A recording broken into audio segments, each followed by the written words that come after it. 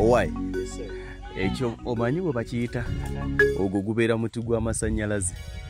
Ate ekyo omanyi bwe bakiyita ebeera waya. Awo kabonero ak'enkukunala nti ekitundu ky'olimu amasannyalaze mwegali agaya. Kankwaniriza twagadde tukwanjulireko kati ni wano we tuli bayitawo Mpigi Bumozi. Kino kibira kya Kalitunsi mwe mugenda okuva kye bayita estate. Bw'otunuulira ebintu ebisinga tuzze tubalaga projects ez'enjawulo. Olinga gamba Mwami Lugonvu nsobola okufuna abantu awo wenguza 5 ku 10 n'ensimbawo ekibira kyange ekya Kalitunsi kakati gamba nti nakikusimbidde n'enkiteekako ekigimusa ngenda kikwasa nkuweereko ekyapa nkuweereko amasannyalaze ku bukadde 8 mu emitwalo 5 fuuti 5 ku 10. Oyo si zaabu. Tujja kubanga tujja unveilinga nga mulimu amakubo na buli kimu probably next week. Nayo kuno kusunira kusobola okugamba nti Mwami Lugonvu nedda nze kambuukinge kakange ettaka litandika na kubo nga bw'oliraba eri ekitundu osobola okugamba nti nze kambuukinge kakange.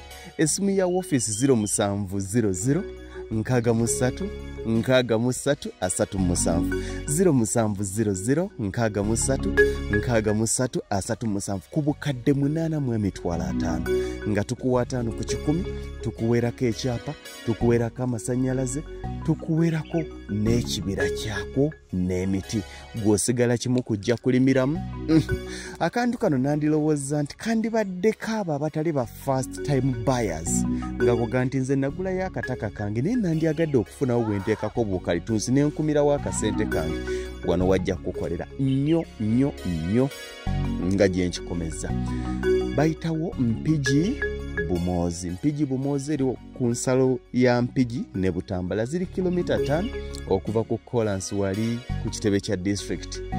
Ziri kilomita 5 olwekyo gwe wena ali interested enamba ya office 0700 63 63 37.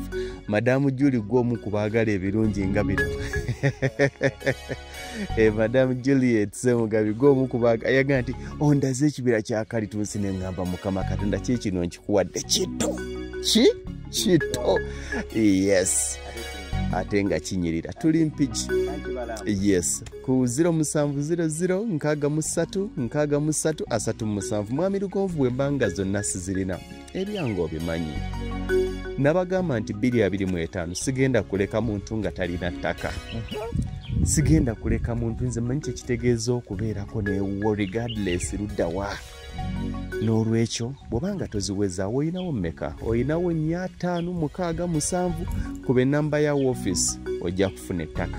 Omwangu yatta enswa oli wadde mbogamba nti tukugireko mu kaseera kano oba ogamba nti nze kanjirinde nga mugiguddewo. Bwe tunakuba obulango tujja gamba nti alhamdulillah. Si bwe bagamba mwebale nnyo mwebalire ddala.